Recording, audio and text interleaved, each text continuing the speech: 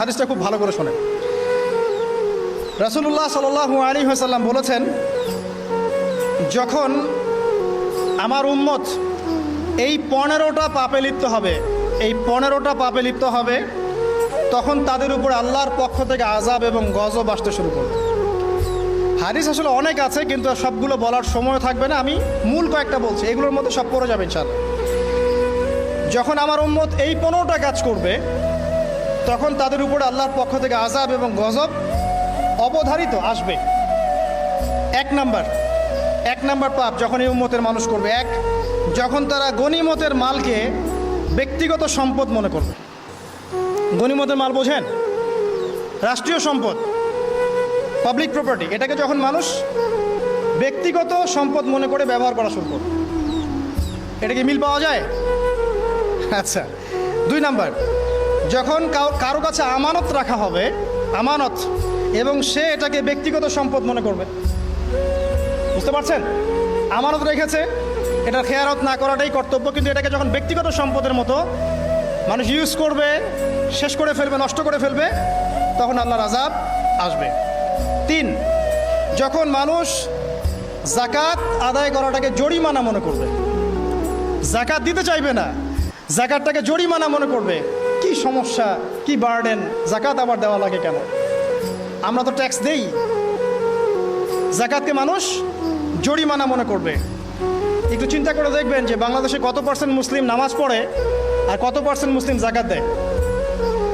শুধু যাকাতের টাকাগুলো যদি আমরা একত্রিত করতে পারতাম, বড় বড় মেগা প্রজেক্ট করা সম্ভব ছিল, অনেক বড় বড় প্রজেক্ট করা সম্ভব ছিল, অনলি যাকাতের টাকা দিয়ে। আর যাকাতের টাকা এক বছরে শেষ হয়ে যায় না, পরের বছর আবার ঘুরে আসবে। ঠিক আছে, ইসলামিক ইকোনমিক্সের বেসই হলো যাকাত। এটা নিয়ে আমরা ইনশাল্লাহ আরেকদিন কথা বলব। 4 নাম্বার, যখন স্বামী, সমাজের স্বামী যারা আছে, এরা স্ত্রীদের আঁচল ধরে থাকবে। বুঝতে পারছেন? স্বামী স্ত্রীর আঁচল ধরে থাকবে, মানে স্ত্রীর অনুগত, স্ত্রী যা বলবে তাই। আচ্ছা, গায়রত নাই, মানে স্বামী পুরুষত্বের গায়রত নাই। 5 নাম্বার, যখন সন্তান মায়ের অবাধ্য হয়ে স্ত্রীর খেদমত করা শুরু করবে। যখন সন্তান মাকে দেখবে না, স্ত্রীকে দেখবে। পাচ্ছেন মিল সমাজে?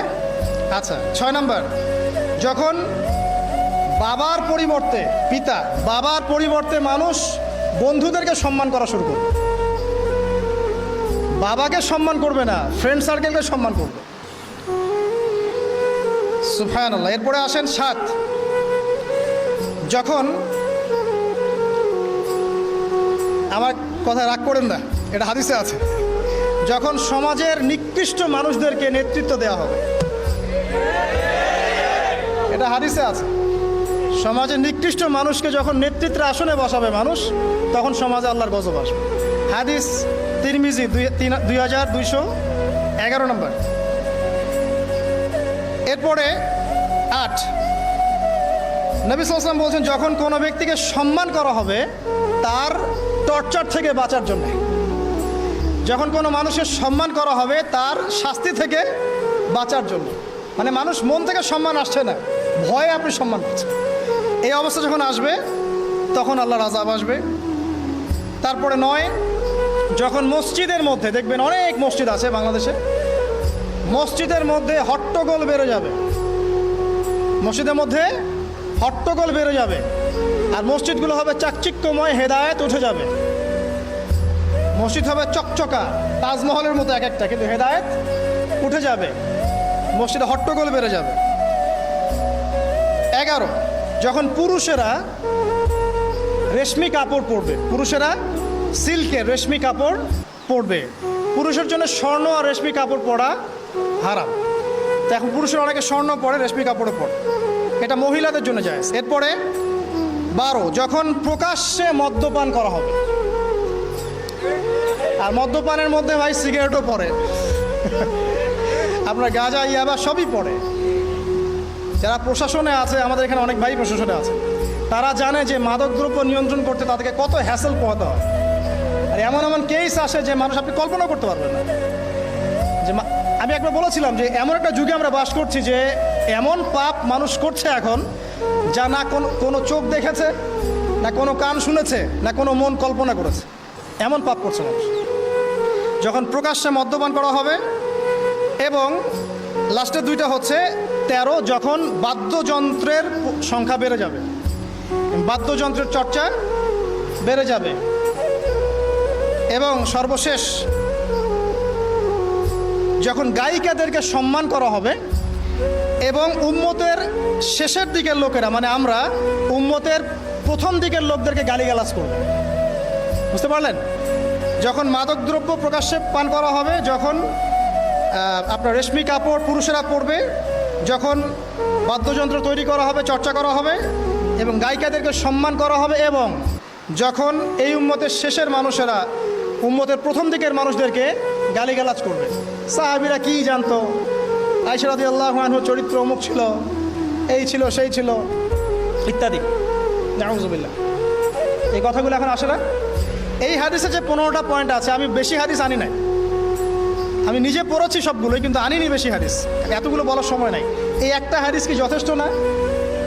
হাদিসের রাবি আলী রাদিয়াল্লাহু আনহু তিনি বলছেন, যখন এই আমলগুলো সমাজে বেশি বেশি চালু হয়ে যাবে, তখন কি হবে? নবী সাল্লাল্লাহু আলাইহি ওয়াসাল্লাম বলছেন যে তখন জমিনের মধ্যে আল্লাহর পক্ষ থেকে গজব আসবে। কি কি? 1 নাম্বার, প্রবল ঘূর্ণিঝড়, জলোচ্ছ্বাস। 2, আগুনও বর্ষণ হতে পারে, হাদিসে আসছে। 3, ভূমিকম্প হবে বেশি বেশি। 4, মানুষের আকৃতি পরিবর্তন হয়ে যাবে, মানুষের আকৃতি পরিবর্তন হয়ে যাবে। এই হাদিসটা আমি আপনাদের জন্য এনেছিলাম। এরপরে আসেন, আরেকটা হাদিস আছে। এইটাতে যাওয়ার আগে আমি কোরআনের একটা আয়াতে যাচ্ছি, সূরা রুমের 41 নম্বর আয়াত। আল্লাহ পাক এই আয়াতে বলছেন আযাব নাজিল হওয়ার একটা কারণ, যাহারাল ফাসাদু ফিল বাররি ওয়াল বাহরি বিমা কাসাবাত আইদিন নাস, এটা একটা কারণ। জলে এবং স্থলে যত বিপর্যয় ছড়িয়ে পড়েছে, এগুলো মানুষের হাতের কামাই। তার মানে যত ফাসাদ ছড়াবে সব কিছুই আল্লাহর পক্ষ থেকে নয়, এখানে মানুষেরও হাতের কামাই থাকবে। এখন আপনি দেখেন, পরিবেশ দূষণ করছে কারা? মানুষ। বনভূমি উজাড় করছে কারা? মানুষ। এই যে কার্বন মনোক্সাইডের পরিমাণ বাড়ছে বাতাসে, এগুলো কারা বাড়াচ্ছে? জিন, মানুষ। অর্থনীতির মধ্যে ফাসাদ কে করছে? সুদের মধ্য দিয়ে অর্থনৈতিক সিস্টেমে ফাসাদ কে ডেকে এনেছে? মানুষ। যাকাত বন্ধ করছি কারা? আমরা, তাই নয় কি? আপনি দেখেন সোশ্যালি যে সমস্যাগুলো হচ্ছে, এই যে জমি নিয়ে সমস্যা, আত্মীয়তার বন্ধন নিয়ে সমস্যা, টাকা পয়সার সমস্যা, পদের লড়াই, ক্ষমতার লড়াই, কারা করছে এগুলো? জিন শয়তান, মানুষ। এটা হচ্ছে কোরআনের এই আয়াতের ব্যাখ্যা, যে জলে এবং স্থলে যত বিপর্যয়, এগুলো মানুষের হাতের কামাই। তার মানে মানুষেরও এখানে প্রচণ্ড রকম দোষ আছে। অন্যথা আল্লাহ পাক তো আর এখানে এমনি এমনি গজব পাঠাতেন না।